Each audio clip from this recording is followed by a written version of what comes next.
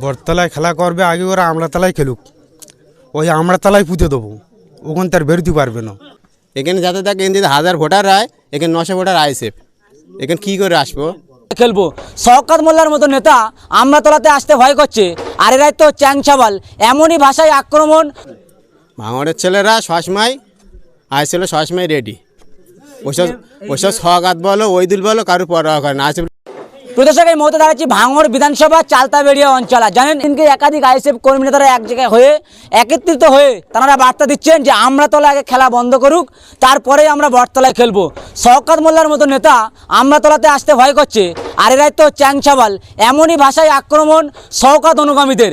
জানেন সামনেই বিধানসভা ভোট 26 সালে, তার আগেই শওকত অনুগামীদেরকে সতর্কতার বার্তা আইএসএফ কর্মী নেতারা।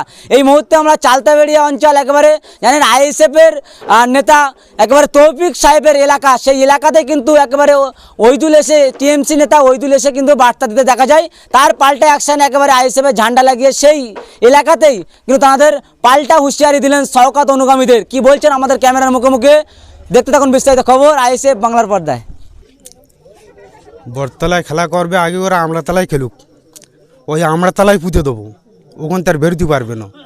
আগে আমড়াতলায় খেলুক, কেন এই মোচ্চের গ্রামে টিএমসিরা খেলে দেখেছে আজেবের সাথে, এরা যথেষ্ট পরিমাণ খেলে দেখেছে।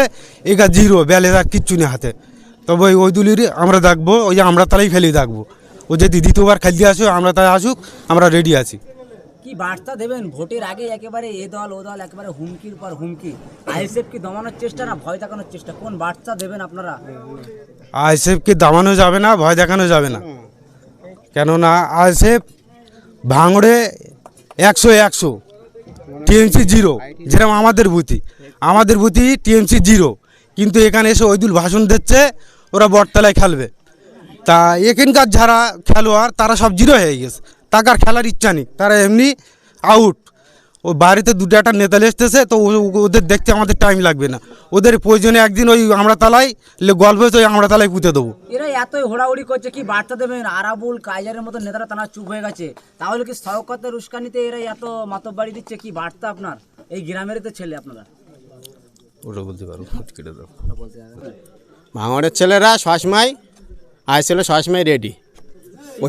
ওইসব সওগাত বলো, ওইদুল বলো, কারো পরোয়া করে না। আইএসএফ সবসময় এগিয়ে আছে।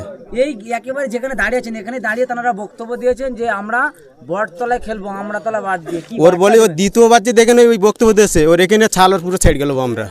শওকত মোল্লা আসার কথা ছিল, আসলো না, কি বার্তা দেবেন? ভয়ে কি চালতাবেড়িয়া অঞ্চল? এখানে ওদের লোক নেই, ও কী করে আসবে? এখানে ওদের লোক নেই। এখানে যাতে থাকে এখানে 1000 ভোটার হয়, এখানে 900 ভোটার আইএসএফ, এখানে কী করে আসবো?